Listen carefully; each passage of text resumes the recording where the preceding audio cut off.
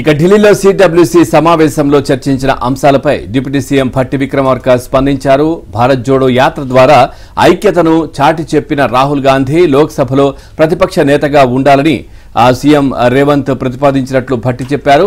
ఇక తెలంగాణ రాష్ట్ర రాజకీయాలపై మంత్రి మండలి కూర్పు ఆర్గనైజేషన్ గురించి చర్చించామన్నారు.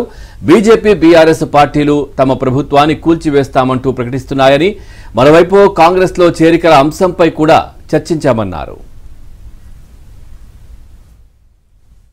రాష్ట్రంలో మనం చూస్తూ ఉన్నాం, ఓ పక్కన భారతీయ జనతా పార్టీ కానీ, ఇంకో పక్కన బీఆర్ఎస్ పార్టీకి సంబంధించిన నాయకత్వం కానీ రాష్ట్రంలో ఉన్న కాంగ్రెస్ పార్టీ పైన కుట్రలు కుతంత్రాలు చేస్తూ అనేక రకాల ప్రకటనలు చేస్తూ కూలుస్తామని ఓ పక్కన ప్రకటనలు చేసి కాంగ్రెస్ పార్టీ ప్రజలు ఎన్నుకున్నటువంటి ప్రభుత్వాన్ని పైన కుట్రలు చేస్తున్నటువంటి సందర్భంలో ప్రజాస్వామ్యాన్ని, ప్రజలు ఇచ్చిన తీర్పును నిలబెట్టడం కోసం అక్కడక్కడ ఆయా పార్టీల నుంచి కాంగ్రెస్ పార్టీలో చేరుతున్నటువంటి శాసనసభ్యులు చేరికలు జరుగుతున్నటువంటి ప్రాంతంలో అనాదిగా కాంగ్రెస్ పార్టీ కోసం పనిచేసిన సీనియర్ నాయకుల్ని, లేకపోతే వారి సేవల్ని కూడా ఎలా అయితే చేరుతున్నటువంటి శాసనసభ్యులకి తగు రీతిన సముచితమైన స్థానం, గౌరవం ఇస్తూనే గతంలో కాంగ్రెస్ పార్టీ కోసం అనేక సంవత్సరాలుగా ఆ ప్రాంతంలో పనిచేసి ఉన్నటువంటి పోటీ చేసిన అభ్యర్థులు కానీ, పనిచేస్తున్న సీనియర్ నాయకులు కూడా పార్టీ సముచితమైనటువంటి గౌరవం ఇచ్చి వాటిని కూడా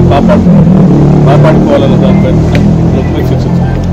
ఈ మూడు అంశాలపైన చర్చలు జరిగాయి.